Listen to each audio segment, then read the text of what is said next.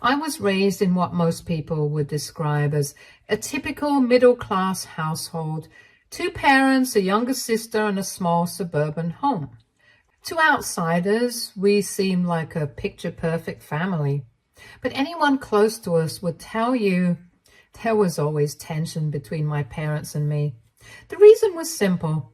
They adored my younger sister, Emma, and I was always the afterthought. But that wasn't always the case. I remember when we were kids, my parents were very loving and caring to both Emma and me. They showered us with affection, and why wouldn't they? We were a pretty smart pair, excelling at whatever came our way. We shared that golden period where nothing seemed to divide us. We were both enrolled in piano lessons, art classes, and gymnastics, and our parents were equally proud of us. I never felt any tension back then, no subtle preference for one of us over the other. But things changed when I hit 6th grade. It started with just one test. It wasn't even a particularly important one, but I got a bad grade. The first bad grade of my life. But it was enough for my parents to begin seeing me differently. I could tell something had shifted when my mother wouldn't look at me the same way she did Emma when she brought home another perfect score. The compliments they had once given me started to feel obligatory, while Emma's successes were celebrated with genuine pride. Suddenly, I was the loose string that could come undone at any moment, and Emma was the one who could do no wrong. At first, I thought it was just a phase. Maybe I was being too sensitive. But it became impossible to ignore. If I made a mistake, no matter how small, it was held against me. If Emma made a mistake, it was brushed off, or worse, excused. "She's just having an off day," my father would say, while for me it was always, "Why can't you be more like Emma?" That phrase haunted me throughout my teenage years. As we grew older, Emma blossomed into everything my parents had ever wanted in a daughter. She was smart, popular, and outgoing. She was the class president, the homecoming queen, the girl everyone liked. I, on the other hand, became more introverted. I kept to myself, studied hard, and excelled in my own way, but it was never enough to compete with Emma. And soon enough, I stopped trying. By the time we were in high school, the differences in how we were treated had become glaringly obvious. Emma always got new clothes, her own car, and all the attention. When she needed help with homework, our parents would sit with her for hours, making sure she understood every detail. If I asked for help, it was either too late in the evening, or they'd brush me off, telling me to figure it out on my own. They had started treating me like an adult while coddling Emma like a princess. I learned early that if I wanted something, I'd have to work for it, while Emma had everything handed to her on a silver platter. Despite the imbalance in treatment, I tried to keep a relationship with Emma. After all, she was my sister and I loved her. But it became harder and harder to ignore her growing sense of entitlement. She seemed to revel in the attention, knowing she could get away with anything. It wasn't just my parents who adored her. Our friends, teachers, even strangers were captivated by her charm. She was the golden girl, and I was the shadow in the background. I began to wonder if anyone really saw me for who I was, or if I was just Emma's sister. The turning point came one summer after I graduated from high school.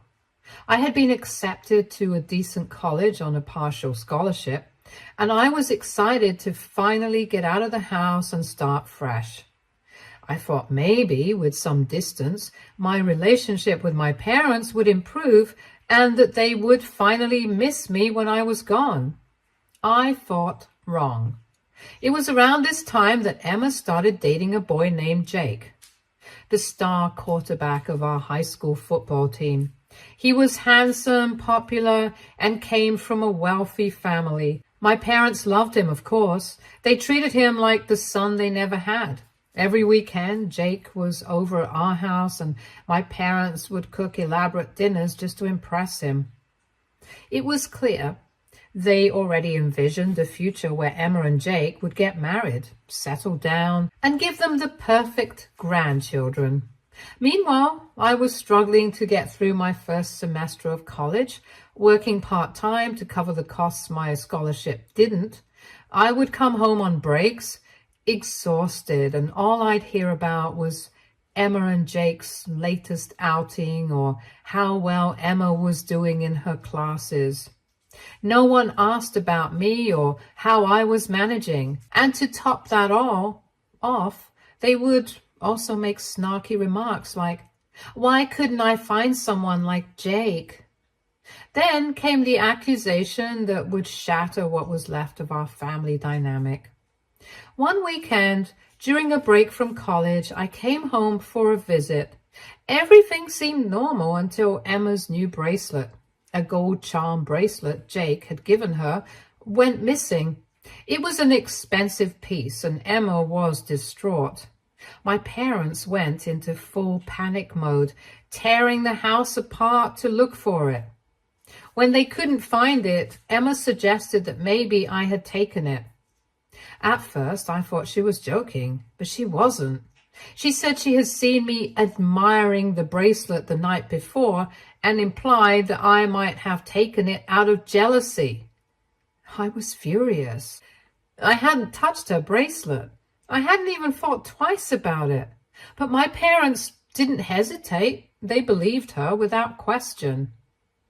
I protested, of course. I swore I hadn't taken anything, but my parents wouldn't listen. They were convinced I had stolen it out of spite. My father even said something along the lines of, "We always knew you were jealous of Emma." That hurt more than anything they had ever said before. It was like all those years of trying to win their approval, of trying to be a good daughter, had meant nothing. They gave me an ultimatum: return the bracelet or leave the house. I couldn't believe what I was hearing. I had no proof of my innocence, just my word, but that wasn't enough for them. They had already made up their minds, so I left. I packed my bags, walked out the door, and didn't look back. I cut all ties with them. I didn't have a choice. I couldn't stay in the house where I was treated like a criminal for something I didn't do.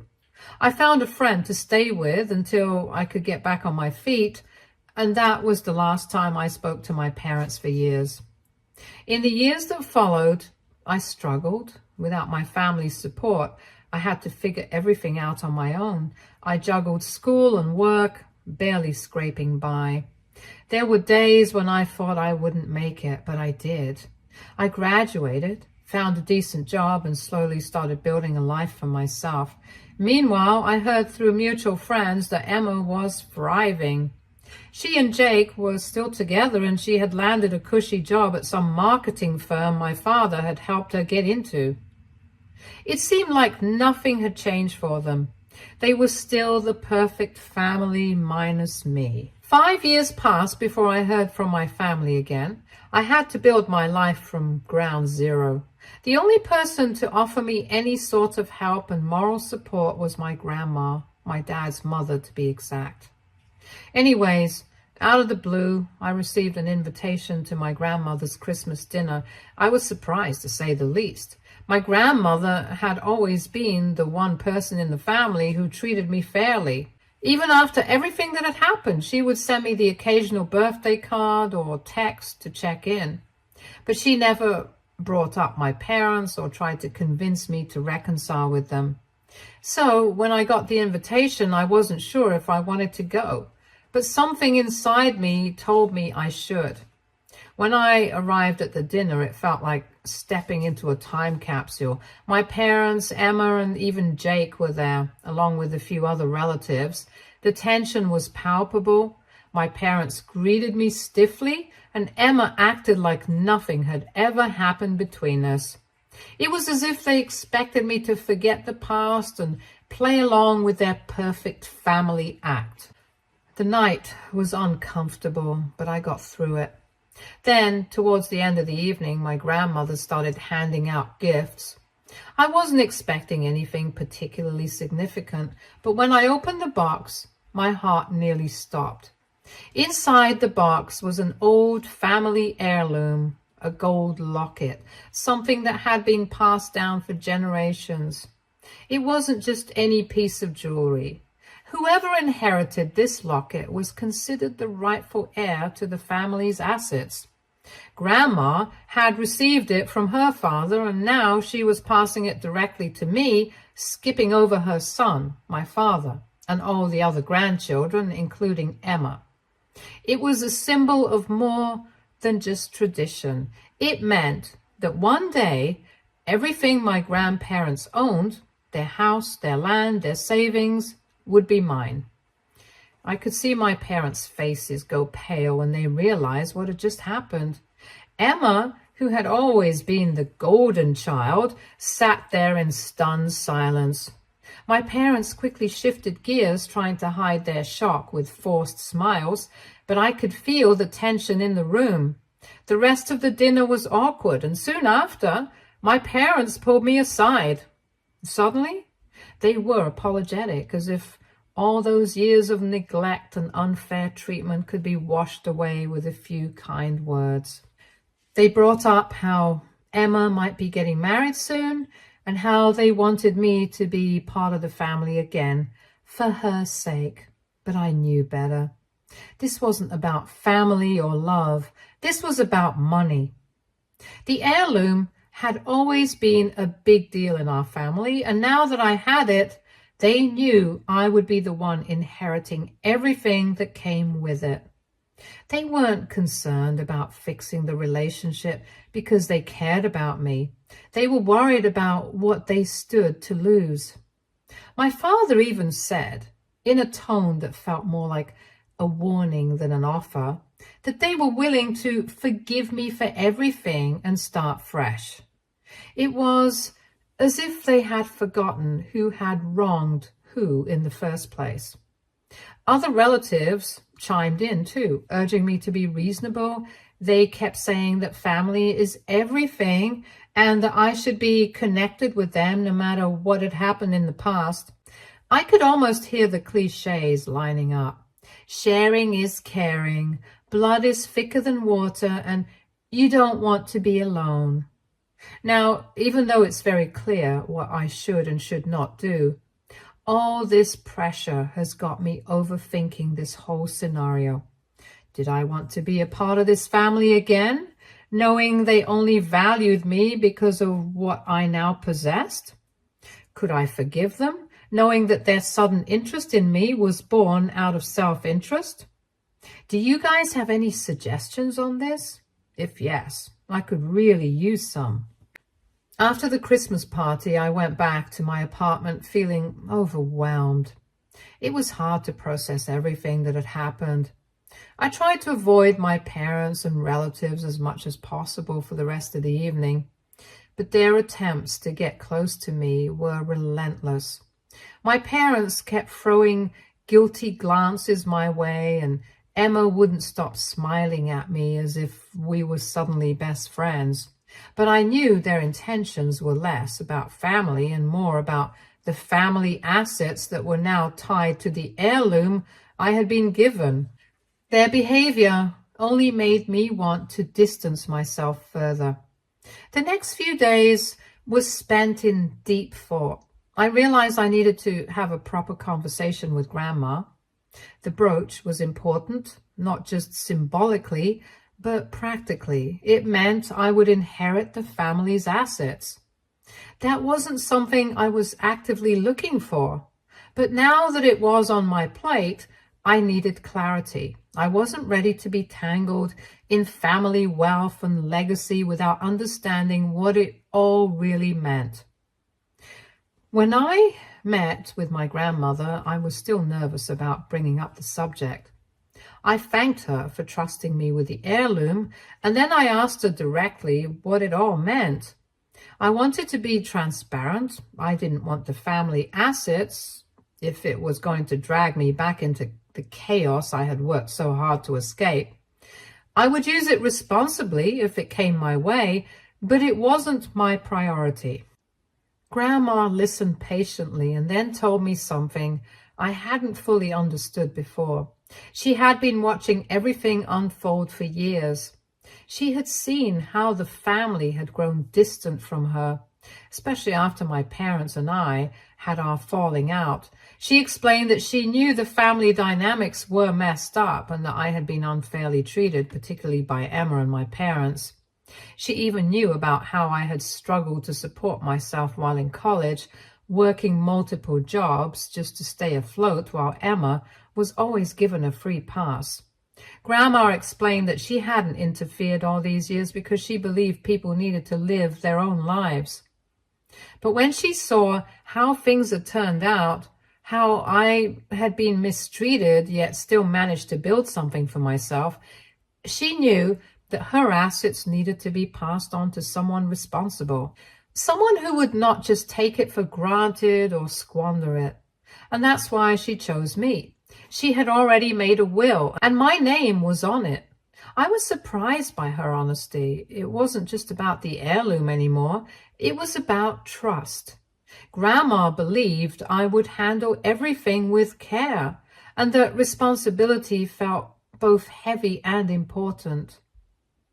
She assured me that this wasn't about rewarding me for what I had gone through, but about placing the family's future in hands she knew would do right by it.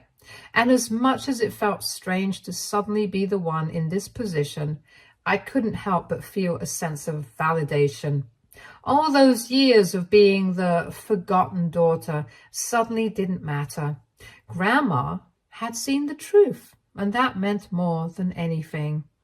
However, even though this cleared up a lot, it also complicated things. The inheritance was still a looming presence, and I knew my parents and Emma were going to try everything they could to weasel their way back in. Now that they knew what was at stake, they weren't going to let it go easily. Update 2. Hello, Reddit people. I'm back with an update, and things have gone from bad to worse. If you've been following along, you know my family situation is a mess. But I thought going back to school would give me some peace. I was wrong. So much has happened, and honestly, I need to vent about it before I lose my mind. After the Christmas disaster, where my parents and Emma basically begged for the family inheritance, I returned to my apartment hoping to escape the chaos. For a few days, I managed to drown myself in work, just trying to distance myself from the constant calls and texts from my family. But of course, that peace didn't last long. The constant messages didn't stop, not just from my parents and Emma, but from my extended family as well. Relatives who hadn't spoken to me in years suddenly felt it was their duty to mediate the situation. They were all parroting the same lines. Family is everything. Don't let money tear you apart. And my favorite, you're being selfish. What made it worse was that these relatives didn't even know the full story. They weren't around when my parents disowned me, or when I had to scrape together money for rent and food during college, while Emma was living her perfect life with everything handed to her. They didn't care about the years of being neglected. They only cared about what they had heard from my parents, who were now conveniently playing the victims. I felt like I was being suffocated by their opinions. I thought I could just ignore it all and focus on my job, but then things took a shocking turn. One afternoon, completely out of the blue, my parents and Emma showed up at my apartment.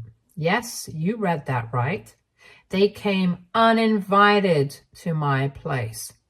It was like they were on a mission, and that mission was to force me into some kind of reconciliation on their terms, of course. They were banging on the door, calling my name, and I could hear my mom crying from the hallway. I froze. My friend, who had been staying with me for a few months, looked terrified, and I had no idea what to do. When I opened the door, my parents started pleading with me right there in front of my friend. My mom was sobbing, saying how they couldn't lose me and how we needed to fix this. My dad kept saying they were willing to forgive me for everything, as if I was the one who had done something wrong. Meanwhile, Emma stood there with her fake concerned look, but I could see right through her. She was less interested in reconciliation and more worried about what would happen if I didn't agree to share the inheritance. I tried to keep things quiet, whispering to them that this wasn't the place or time to have this conversation, but they weren't listening. My mom practically pushed past me, trying to get into the apartment while my dad stood in the doorway, refusing to leave. They kept talking over me, saying how Emma would get married soon and how the family needed to be whole again before that happened. They made it sound like I was the one tearing the family apart, all while trying to force me into agreeing to give up part of the future inheritance that, mind you, I don't even officially have yet. The whole scene was humiliating. My neighbors started coming out of their rooms, watching the chaos unfold. I was trying my best to handle it quietly, but the longer they stayed, the louder they got. My mom was on her knees begging me to forgive them, while Emma stood there looking smug, like she knew they'd wear me down eventually. I was trapped, and I had no idea what to do. I tried telling them to leave, but they weren't budging. Finally, after what felt like hours of pleading, I couldn't take it anymore. I called the security, who thankfully arrived quickly. They were polite at first, asking my parents to leave, but my parents refused. That's when security had to get firm, telling them if they didn't leave, they'd be forced to call the cops. It was embarrassing on a whole new level. My parents finally backed down, but not before my mom dramatically said I was abandoning my family in front of everyone. As if that wasn't enough, Emma took it a step further. After leaving, she sent a mass text to several of my friends, telling them that I had abandoned her and my parents. She made it sound like I was the villain in all of this, leaving out the part where they had disowned me for something I didn't even do. Some of my friends were understandably confused, so I had to explain the whole situation. It was exhausting, and I couldn't believe how far Emma was willing to go just to make herself look like the victim. Now, I'm not sure what to do. I haven't spoken to my parents since that incident, and I'm trying to move on, but their desperation has me constantly looking over my shoulder. I feel like I'm being pushed into a corner, expected to give in just to make everyone else happy, but I can't forget how they treated me. At the same time, the pressure is overwhelming. Part of me wonders if it will ever stop or if I'm going to have to deal with this for the rest of my life. Right now, I just want to focus on myself and my future, but it feels like my family is determined to drag me back into their mess. Update 3. Hello again, Reddit people. Buckle up because things have spiraled even further since my last update. After the apartment incident where my parents and Emma showed up unannounced, things got even messier and I had to do a lot of damage control, especially with my friends. First of all, Emma's little stunt of texting my friends put everyone in a really awkward position. I had to explain the entire family drama from the start, which was honestly exhausting. What made it even weirder was how Emma had gotten my friends' numbers in the first place. None of them had given it to her, so I was just as confused as they were. It was creepy, to say the least. My friends were supportive, but they were also understandably freaked out. They didn't know what to believe at first because Emma's message painted me as this heartless person who had turned my back on my family. Thankfully, After I explained the truth and showed them the pattern of manipulation, they understood. But it was still embarrassing, having to air out all this dirty laundry just to clear my name. Then, just when I thought I could finally take a breather, my grandma stepped in. Apparently, word of the apartment incident had made its way to her, and she was not happy about how things had escalated. But instead of confronting my parents directly, Grandma decided to deal with the relatives who had been running their mouths about me. Without me even asking, she met with several of my cousins, uncles, and aunts to set the record straight. She's always been the calm but no-nonsense type, and she handled it in her usual quiet but effective way. It turns out my relatives had been fed a completely different version of events. My mom and dad had apparently told them that the reason they disowned me was because they had found the gold bracelet, the one Emma claimed I stole, hidden in my drawer. They said that's when they realized I was no longer trustworthy and cut ties with me. When Grandma told me this, I couldn't believe it. That had never happened. There was no bracelet found in my drawer. In fact, I had never even seen the bracelet in question. The whole thing was a lie. Grandma was just as shocked as I was. She had assumed that my parents had their reasons for treating me the way they did, but hearing this lie changed everything for her. She didn't hold back when she confronted the rest of the family, telling them how they had been spewing baseless accusations about me without even knowing the truth. She explained the real reason I was disowned, that Emma had lied, and my parents had sided with her without even giving me a chance to defend myself. My relatives were floored. They had no idea they had been part of such a twisted narrative. Once the truth came out, I started hearing things from different family members that I hadn't known before. Apparently, my parents had been hiding a lot more than just their favoritism towards Emma. One of my uncles mentioned that my dad had taken out a second mortgage on the house to fund some of Emma's extravagant wedding plans, which was a huge financial strain on them. Another cousin let it slip that Emma had been a total nightmare during wedding preparations, throwing tantrums left and right because things weren't perfect enough. But the biggest bombshell was about Emma and Jake.